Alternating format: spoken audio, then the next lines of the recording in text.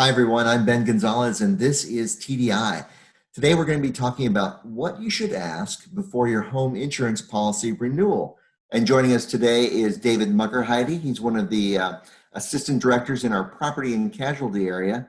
How you doing today, David? I'm doing well. Thank you, Ben. Awesome. Thanks for joining us. Let's start with the basics. What is a renewal for an homeowner's insurance policy, and how often does that come about? Sure. So most homeowners policies, they only have a 1 year term. So they last 1 year. And when that year comes up, you need to go ahead and renew your policy to keep the coverage on your home. And Okay. that's what a renewal is. So in order to keep that policy in force, it comes up for renewal. And I guess a lot of times we probably don't think about that, but there could be changes at that time, correct? Right. So before your current policy ends, your insurance company will reach out to you. They'll usually send you a renewal notice with different information and materials in it. And you want to look that over because when your policy comes up for renewal, that's a time for your company to go ahead and look at changes that they may want to make to the policy. And you need to be paying attention and thinking about what you need in that policy. Is that because the changes may not always be clear to the policyholder, or what should you be looking for? Right. Well, this may be breaking news, Ben, but insurance policies can be a little complicated, and there's a Yeah. lot of information in there. Your typical home insurance policy has a lot of different kind of coverages and a lot of nooks and crannies to those coverages. So you want to really look hard at that renewal notice. Most of the time, the company should send you that first page you see should describe changes to the coverage, at least significant changes to the coverage, or point you to another document where you can look at those changes. So you want to pay attention to that especially. Obviously, I would tell everyone to look through the whole thing, but most people, if you can just start at that first page, that's going to give you a good idea of what may have changed. The other thing, find that old declarations page from your existing policy. That's going to be that page that's got a lot of numbers on it. It's got your name and it talks about your coverage amounts and things like that. It's only a page or two long. You want to find that and then compare that. Usually when you get the renewal materials, there's a new declarations page. They're going to show you what that looks like. So you want to compare those two things and see if you notice any differences. Okay, so besides the something that says notice of changes on it, you can also look at the two declarations pages and maybe spot some differences there. Yeah, exactly. And when you get that renewal packet, your temptation is going to be to look at, well, what do I have to pay for this next policy term? That's important. Of course, you want to look at that, but you want to dig in a little bit deeper. You might look for changes in discounts.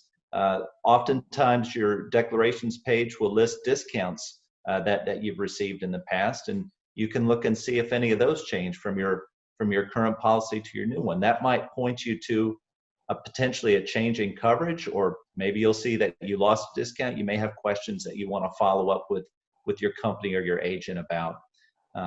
Also, while you're looking at that sheet, you want to pay attention to the other numbers. Those other numbers are your policy limits. You'll see how much sort of total coverage you have on your home. You want to make sure that there's enough. It's not unusual for those to change a little bit, usually to increase a little bit from year to year.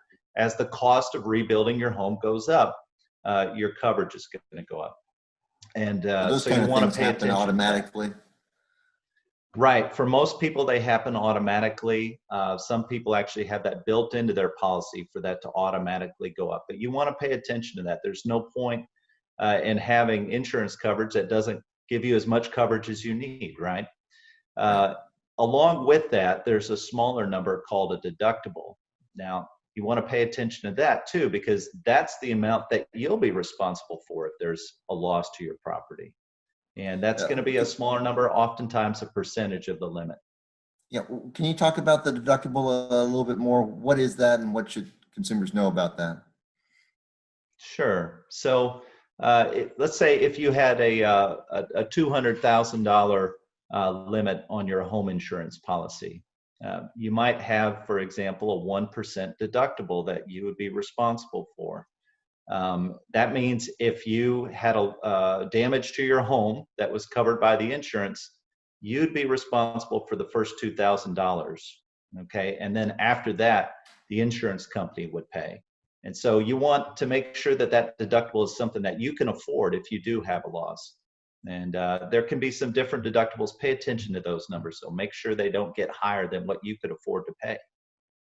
Okay. Well, one of the things that sparked our attention, and we want people to pay close attention to, is changes from replacement cost to actual cash value. We've seen that some of our colleagues have seen that happen regarding roofs in particular. What is can you talk a little bit about the replacement cost versus actual cash value? Sure. So you're right, Ben. Your coverages will change. You want to pay attention to the renewal notice and your declarations page. See if that points you to a change in coverage. One thing we really want Texans to pay attention to is the coverage on your roof.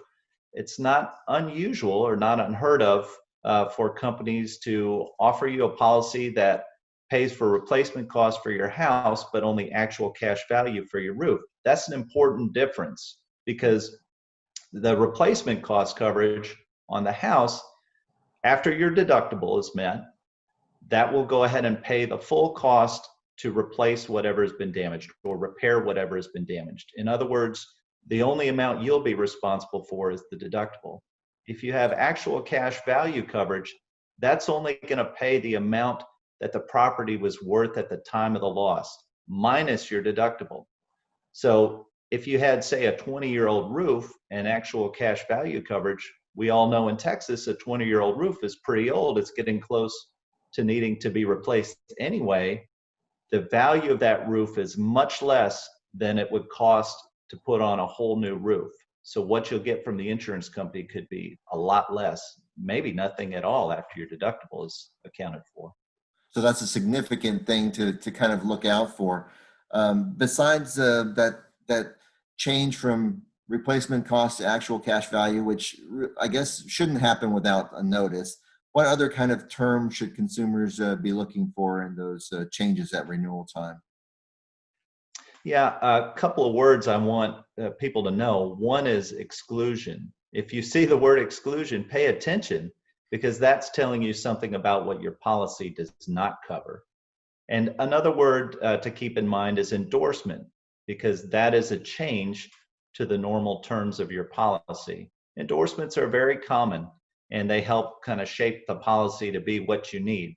But you want to pay attention to any kind of new endorsement or change to an endorsement, because that's a change to your policy coverage. All right. And anytime we see those words like exclusion or endorsement, eh, that might be a time you want to ask questions to your agent or the company just to say, what are we talking about here? Can you explain this to me, right? Absolutely. You always want to be comfortable with the coverage that you have. Don't just assume, I mean, for purposes of this video, we've assumed that the policy you have in place right now is exactly what you want. If there are changes to that, they may be changes you like and are happy with, or they may be changes that you're not happy with. You want to ask questions about that. Okay. So exclusion means it's no longer being covered, and an endorsement just means a change. It could go either way there. That's right. Any other terms that we should look for on a renewal notice?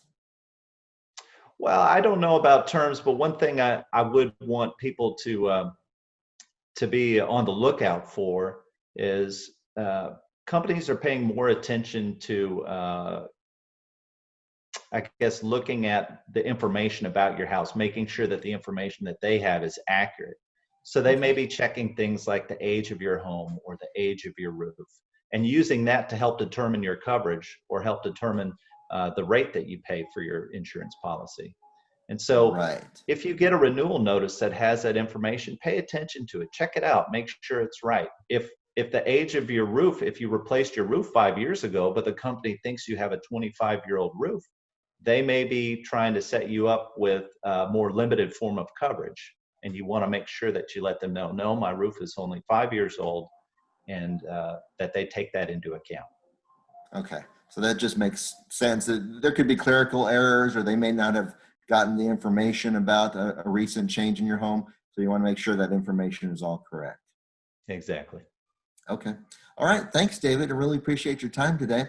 If you have other questions that we didn't cover about homeowners insurance renewals or any terms you don't understand, you can visit our website. It's tdi.texas.gov. You can also call our helpline. That's 1-800-252-3439. We have people standing by to take your questions, and they can help you during regular business hours. So for David Muckerheide, I'm Ben Gonzalez. This is TDI.